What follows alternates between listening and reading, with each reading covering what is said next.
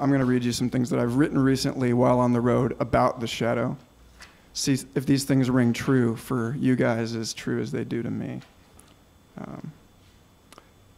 Because the very nature of the shadow is that it is unconscious to us, it is unreasonable that we be expected to know exactly what it is, to recognize it directly, because it is not staring us in the face, it is staring from our face.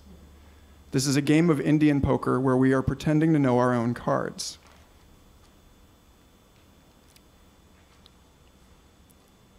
Also, you have to recognize it before you deal with it.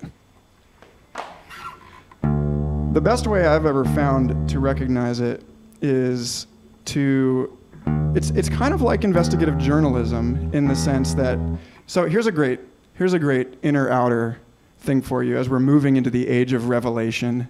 Pluto is in Capricorn these next few years. And so according to some of the things that I've read on the internet, what that means is that this is the age in which conspiracies are unveiled, when our personal issues are brought to light, when everything that we have hidden in one way or another bubbles up to the surface. And it's a time of, I mean, it's basically the apocalypse, you know, in the classical sense of it being an unveiling as opposed to an absolute end. So, you know, in about 15 years, we'll be able to start piling on a new mound of secrets. But for now, this is all about us getting acquainted with the dirt and those things that live inside of it. And so if you want to know what your shadow is before it brings an end to you, then it's kind of like trying to find the conspirators. You know, and on a social level, you find the social shadow by following the money, following the energy. And on a personal level, you find your own personal shadow by finding where your emotional energies are being invested. You know, how you respond to the world, what carries a charge for you. You find that thing and you describe it as deeply as you can in this third person. You recognize it as an it, because before you can deal with it at all, you have to come aware to it. And so that's the first step here.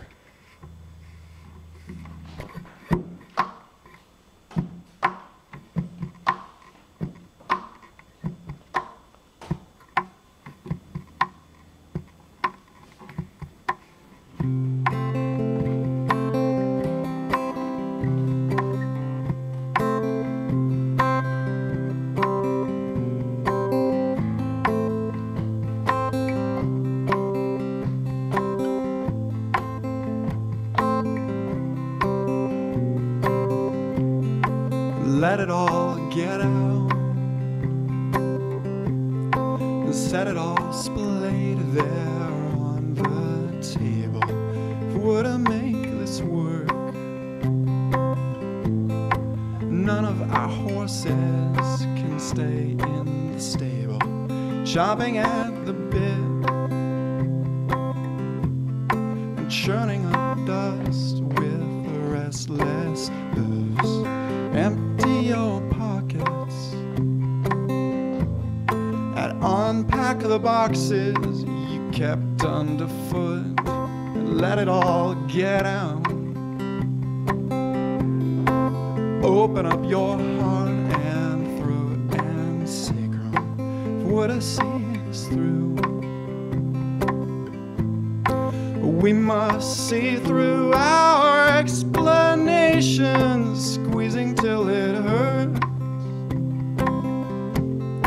squandering our limited resources and begging for the worst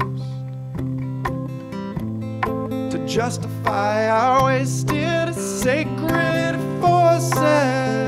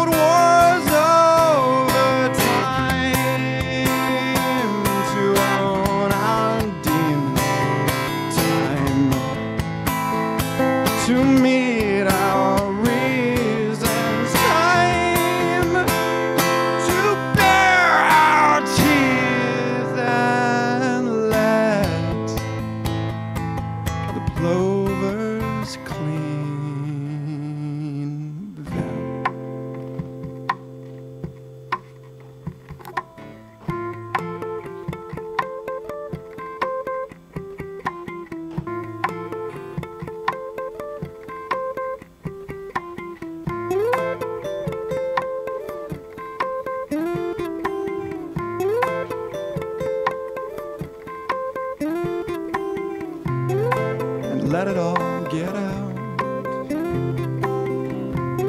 Stand up and uncap that volcano. Would I live at all? We must acknowledge the buried anger pushing at our door. A still unexploited energy source, so dig to the core. Do not be afraid of who you are anymore.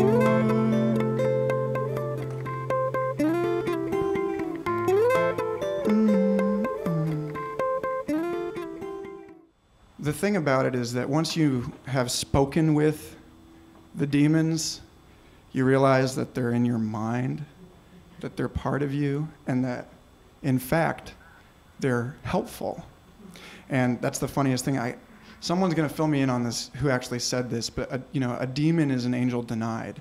And in cultures all over the world, you have your genies and your genius and your brownies, and everybody in their folklore, no matter what the culture, it seems like, has this understanding that there is some part of ourselves sitting over our own shoulders, that takes one form, a helpful form, when we're living up to our potential, when they wouldn't use this word in, Middle East, medieval Eastern Europe, but they might, if you are integrated, if you know what you're doing, if you're, solid in your footing in your life, and there's not some missing piece biting at you, then these things help you out, the shoemaker's elves.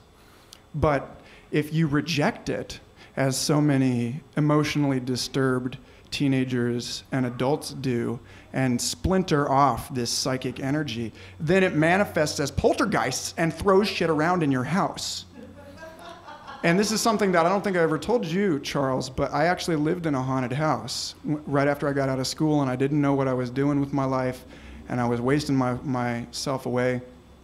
And I moved into this place, and soon after I moved in there, my buddy's bed in the attic started shaking at night, and doors were slamming, and I woke up one night and I woke up to someone kicking the front door down, and when I ran down there was nobody there, and nothing had been stolen except that the bells that I had used to try and smudge the house of this ghost had been ripped down and torn apart. And I realized in that moment that this was probably not the best strategy for getting rid of this thing, trying to engage it in some sort of magical warfare. That it might make more sense to understand it as, in some more nuanced and appreciative way. And so it vandalized my car a few times before I got the point. And I had, so Charles is going to tell you about a psychedelic awakening. I had a psychedelic awakening of my own at a Ween concert, of all places, where, you're really dealing with the dark shit, And I was standing there in the midst of this crowd of people, and things were getting really brown. And suddenly I felt this presence, like so many people talk about there being an incubus, succubus type figure, there's someone in the room. It was that kind of a thing, except I was like, man, I'm just tripping. But I realized all of a sudden that this was the same presence that I felt in the house. And so I had just learned about this, what I'm telling you, this structure, this 3-2-1 process, where you're third person description, second person engagement, first person claim, I guess, or identity. And I was like, all right, I got this one figured out. I know what's up here. So I started asking it questions about, what its name is, and what